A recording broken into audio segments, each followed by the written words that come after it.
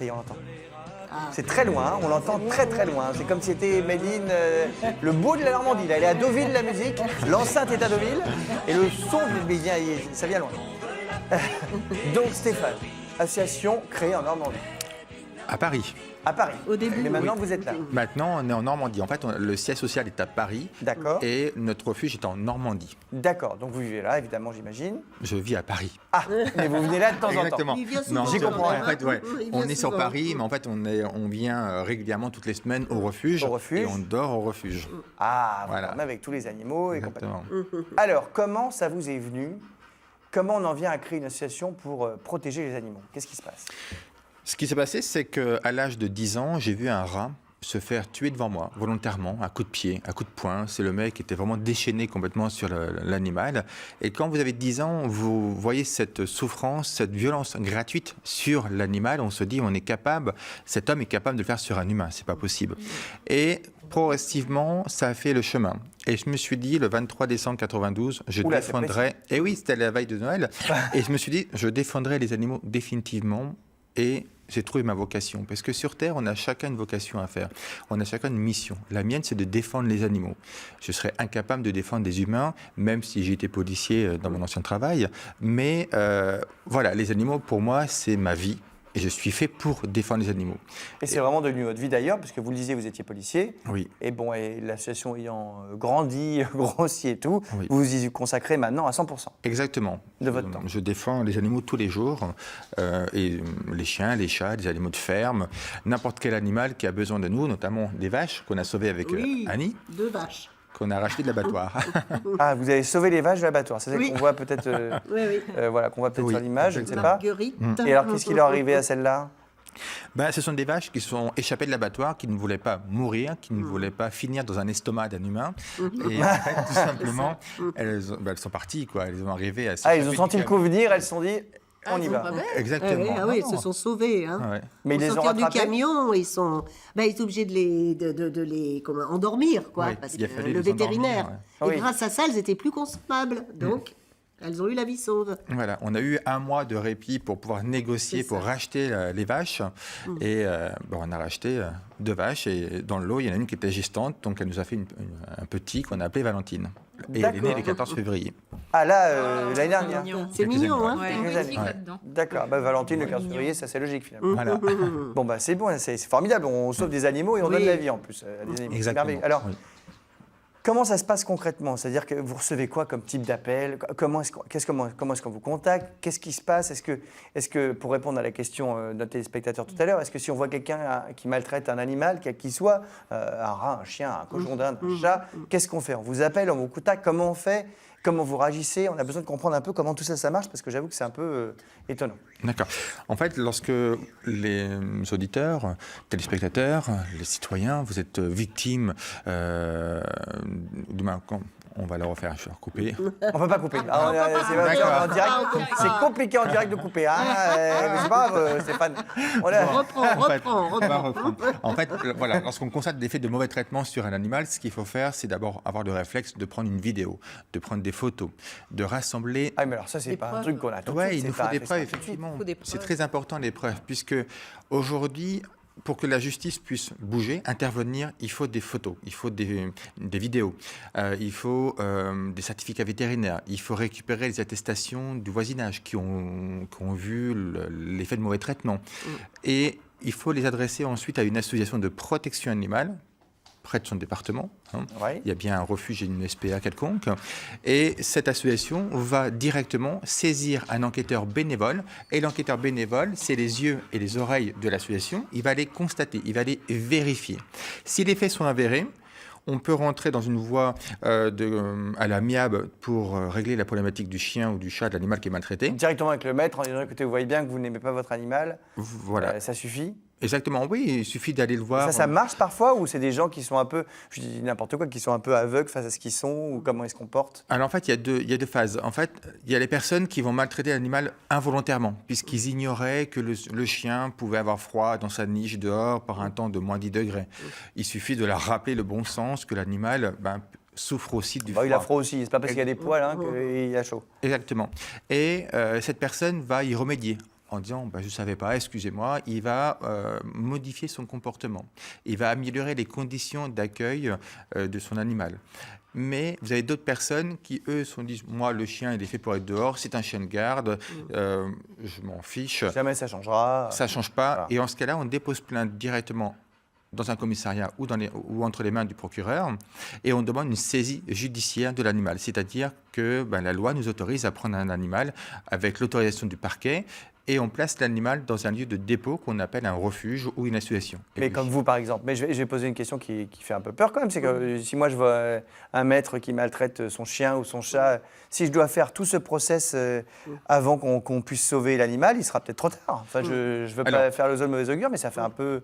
On est obligé à chaque fois de faire ça ou on ne peut pas directement dire stop, ça suffit, c'est le jour même et tout de suite aller vite? On peut aller au commissariat de police, bien sûr, mais en fait, les fonctionnaires de police ont d'autres chats, si je peux m'exprimer l'expression, à fouetter que des cas de maltraitance, puisqu'ils sont compétents, bien sûr, juridiquement, mais ils délèguent, si vous préférez, ces faits de maltraitance à des associations de protection animale. Donc, c'est mieux de nous contacter puisque nous, on connaît la procédure, la démarche à faire. Voilà, alors c'est vrai que ça prend du temps à réunir une attestation, de prendre des vidéos, est-ce que vous dites prendre des vidéos et tout, déjà, il faut que... parce que ça peut arriver aussi que ce soit une fois et que ce soit trop tard. S'il y a un maître qui pète un câble d'un seul coup... c'est un peu, on n'est pas toujours là avec la caméra. Alors j'ai vu là que vous avez récemment, il y a une histoire de fou là. Vous avez réussi à prendre en vidéo Titi, un chien qui a été maltraité en Normandie, et ce chien était victime de maltraitance de par son propriétaire. Et alors ça, par exemple, le process, on vous a prévenu, quelqu'un vous a prévenu? Comment ça s'est passé? Alors, bien sûr que le voisinage nous interpelle, nous dit, voilà, mon voisin maltraite le chien régulièrement, il nous décrit la situation.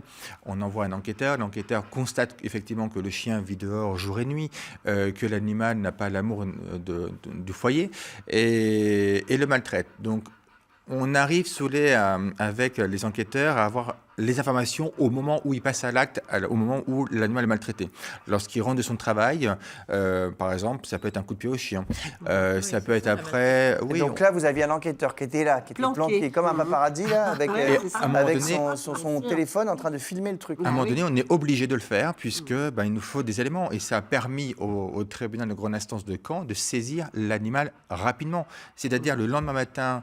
qu'on a donné la vidéo, quelques heures après, l'animal était saisi. Et c'est grâce à cette vidéo, parce que les faits étaient, comment dirais-je, réels, les faits étaient spontanés. Il faut que ce soit répété. Voilà. Et Titi, il est où maintenant aujourd'hui? On voit l'individu, on voit le mettre en train de battre son chien, il ne pourra pas dire « je ne l'ai pas fait, ce n'est pas moi », contrairement à une photo qui est figée, qu'on ne voit pas les coups portés sur l'animal. Et maintenant, l'animal se trouve dans notre refuge, au refuge des orphelins, en attendant le procès de son maître. Oui, parce que le maître, on n'a pas envie qu'il prenne un autre chien dans la foulée. Enfin, c'est horrible. Après, il y a de la jurisprudence et il y a des textes de loi qui réprimandent les mauvais traitements ou l'acte de cruauté. Et en fonction du mauvais traitement ou de l'acte de cruauté, il y a des peines complémentaires qui interdisent de détenir à nouveau un animal pendant une durée de 3 ans ou indéfinitivement. D'accord. Ce serait bien que ce soit à vie. Oui. Voilà. Oui, ce serait pas mal. Stone, comment vous vous êtes retrouvé embarqué dans cette aventure avec Stéphane? Ça c'est la faute de Stéphane. La faute. La faute. C'est grâce à ça. Non, en fait, on était sur la première tournée achetant des têtes de bois, il y a déjà quelques années, c'était en 2007, je crois. Oui. Et on était à Montpellier, au Zénith de Montpellier, et Stéphane, que je ne connaissais pas, est venu pour nous faire signer une pétition anti-corrida.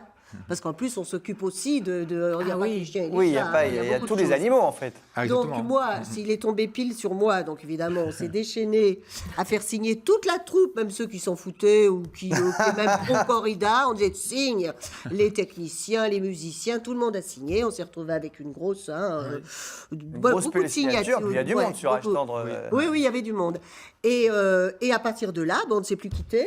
Voilà, il m'a proposé qu'on travaille ensemble. J'étais d'accord. On s'est retrouvés à plein d'occasions pour des cas plus ou moins dramatiques, pour les chiens, entre les chiens des chasseurs. Oui, on a même failli, on a un peu flippé de temps en temps parce qu'on se retrouve avec des gens très très méchants, C'est pas des tendres, Et on se dit quand on est en pleine campagne comme ça, avec et qu'on est seul. Qu'on se fasse pas tirer dessus, quoi. Voilà, exactement, parce qu'ils amènent le fusil, bien sûr.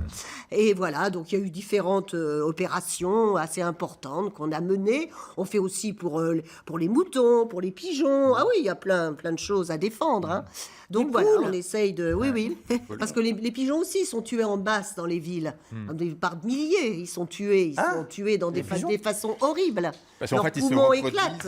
Ils se reproduisent. c'est Et en ça. fait, les mairies en fait procèdent à des captures de pigeons C'est et ça. puis les étouent dans des caissons. Voilà. D'où on fait Quelle le horreur. Ah oui, il y a plein de Jusqu'à choses temps que qu'on les ne sait poumons pas. éclatent. Parce que Ah bah non, mais ça, caché, j'ai jamais tout entendu ça. parler de ça de ma vie, oui, donc. C'est pour ça qu'il faut installer des pigeonniers. Voilà. À Venise, Donc ils font on ça. Eh s'occupe ben, dis aussi donc. d'aller voir les maires et de leur proposer des pigeonniers, etc. Enfin, il y a plein de boulot, quoi. À Venise, ils les stérilisent pour pas qu'ils se reproduisent. Oui, voilà, alors il y a ça aussi, il y a différentes formules qui permettent Ça, de c'est ne pas pas- les c'est pas- massacrer. ça les fait pas Mais souffrir, en ça. France, on va au plus simple, donc on massacre allègrement. Et concrètement, du coup, être la marraine de l'association, ça vous amène à voyager Voilà. parfois avec Stéphane Oui, souvent. Puis moi, j'amène les copains, parce que quand on est passé au Zénith de Caen avec Ashton, là, au printemps dernier, il y a Dave qui est venu avec nous, il y a Michel Thor, Ah bah, Dave, il y a que je connais très, très bien Nicoletta. aussi. Bah oui. Puis Dave, c'est un défenseur des animaux. Ah hein, oui, on bah, le sait. il a récupéré un nouveau petit chien. Voilà, je malheureusement. sais. Bah oui, il y avait Chance. son qui chien qui Chance les a est quittés, décédé, hein, on connaît bien l'affaire. Voilà, mais il a Et récupéré un du nouveau coup, petit chien. Il je est très sais, heureux. C'est maintenant. très heureux. Et il voulait pas. J'ai insisté. J'ai Ah dit, oui, bah, il faut pas rester comme ça. Il faut Il pas faut rester comme prendre ça. un autre. Surtout Patrick, qui est le Surtout mari de Patrick. Dave. Bah hein, oui, dans un état pas forcément. possible. Exactement. Alors voilà, tout ça fait qu'on essaye de faire le maximum de ce qu'il faut faire, quoi. Et ça porte ses fruits parce que justement, l'intérêt, c'est de faire passer le message que les gens viennent adopter des animaux au refuge, éventuellement. Ils arrêtent aussi de les maltraiter. Qu'ils enfin, tout en arrêtent même de les temps. maltraiter, parce qu'en plus, c'est un bonheur d'avoir un animal chez soi. Ah, ça. Ah Voilà, oui, ça hein. c'est vrai. Ah ouais. S'il y a un animal C'est un ici à la plus- maison, Ah oui, moi aussi. Bah Ah, oui, tout le monde. Jolie forcément. petite chienne. Voilà, C'est ce que soit du bonheur. chien, chat, c'est C'est merveilleux. une vraie compagnie. C'est merveilleux. C'est une ouais. vraie présence. Donc C'est on étonnant. incite, et les enfants, alors je vous parle même pas, ils adorent. Moi j'ai Ah une oui. petite fille, mais elle voit le chien, elle l'attrape, elle. Ah oui, c'est vraiment super. Un animal, il n'y a Oui. pas mieux, quoi. c'est une aventure. C'est un peu une aventura même. Oui, Si je puis en me quelque permettre, sorte. une grande aventura.